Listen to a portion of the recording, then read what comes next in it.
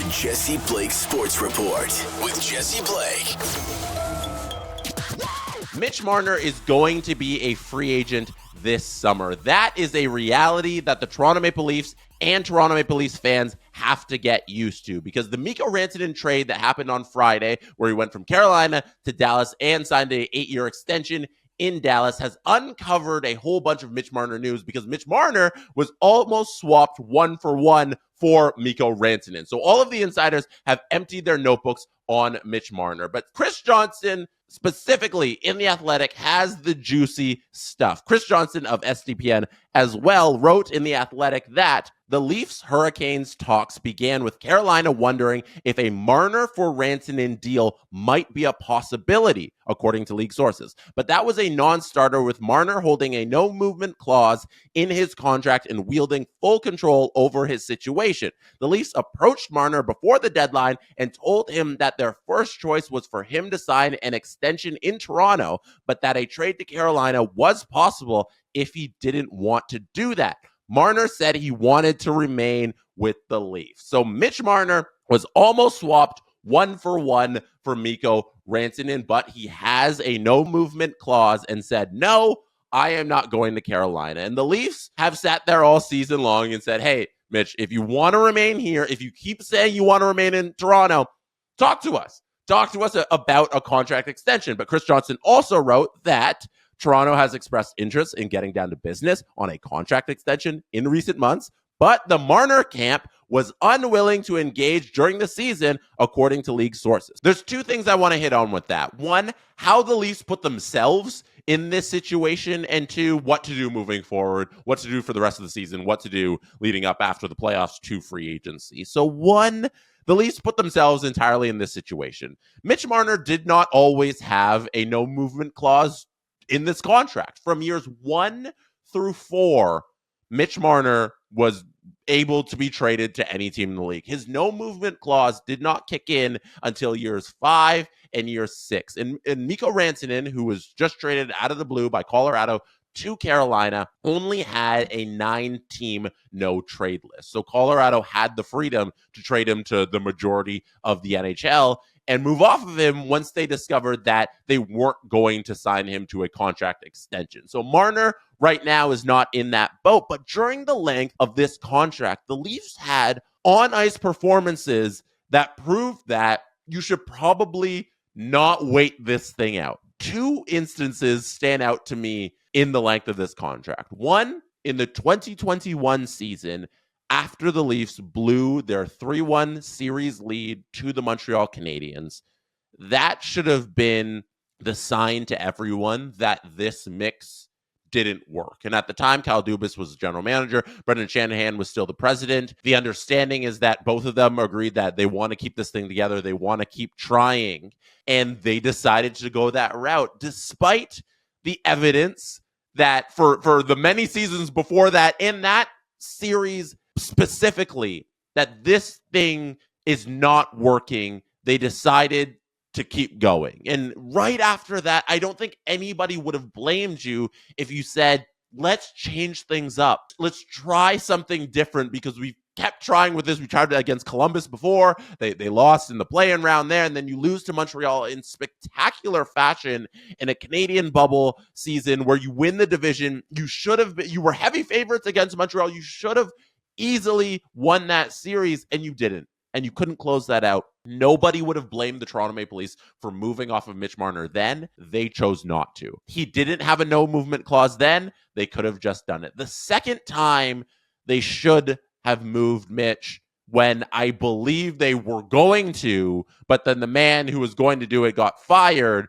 was when they lost in the 2023 season to Florida in the second round. That season ended up being Kyle Dubas' last season as general manager of the Toronto Maple Leafs. My understanding of what was going on there was Kyle Dubas, at the end of that loss, was willing to admit that the core 4 experiment was not working. And from the end of that loss to Florida to July 1st, Mitch Marner did not have a no-movement clause. His no-movement clause kicked in on July 1st. So there was an opportunity from the end of that awful loss to Florida to free agency to trade Mitch Marner and change up this team. And Kyle Dubas, I think, would have 100% done it. I think Kyle Dubas, if he had stuck around, was willing to make that move. But his boss, Brendan Shanahan, who's still the president of the Toronto Maple Leafs to this day, his contract does expire at the end of this season. However, just like Mitch Marner's, fired Kyle Dubas while on the Gardner. He came up with the idea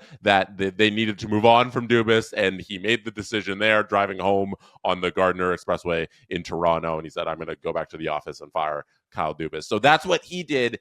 And he took away the opportunity for the Leafs as an organization to make a bold move because they're bringing in a new general manager. There's so much change happening at the top of the organization. Kyle Dubas was a big figure within the team, and now he's gone, and they're not going to make more wholesale changes because Brendan doesn't want to make those changes. So the Leafs did not trade Marner from the time they lost from Florida to July 1st when his no movement clause kicked in, and now we are in this situation. So you can see how during years 1 through 4 of that contract, Leafs had opportunities to change things, and now this thing that they're currently in, which is the second part of what I want to get to, is entirely their fault.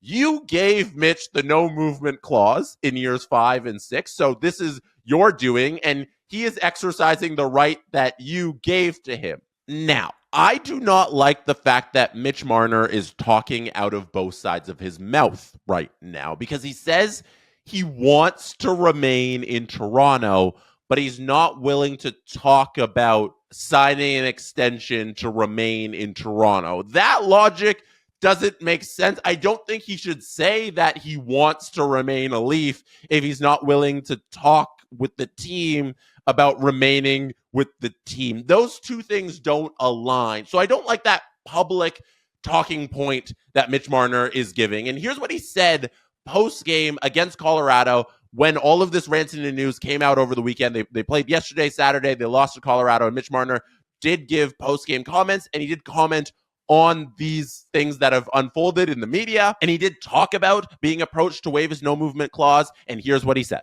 And there's multiple reports out there that you were asked to waive your no-trade part of the contract talks, et cetera, et cetera. How are you handling all that? What's going on that you can tell us? I'm here to play hockey with this team.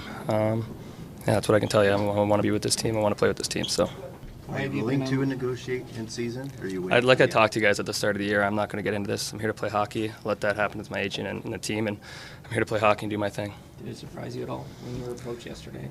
I wasn't focused on it. I'm sure that I had a feeling that maybe something might happen, but yeah, I'm here to play hockey with this team, like I said, and I'm focused with this team, and that's what I can tell you. Does it mean something to you that the team obviously is eager to get something done? I'm like I just said, I'm just here to do my thing on that ice. I'm trying to help this team win games and do the best I can out there. So that's where my mind's at. It's not off ice. It's not off anything else. Do you envision yourself being a Leaf next season? Like I talked to you guys, man, I'm not going to get into any of this contract stuff. I've been very grateful, and I've loved my time being a Leaf. So that's why I'll leave it with you guys. And we got like 20 games left here that aren't going to be easy. We got to make sure we just keep our foot down on the gas here and give ourselves the best position to go into playoffs. So there you have Mitch Marner saying the same thing he said time and time again all season long. One, he's not willing to talk about that with the media, and two, he wants to remain a Toronto Maple Leaf, which doesn't make sense in my mind if you want to go to free agency, but you want to remain a Toronto Maple Leafs, but you want to go talk to everybody else around the league about what kind of contracts they are going to offer you. Now we get to the question of what the hell do you do if you are the Toronto Maple Leafs?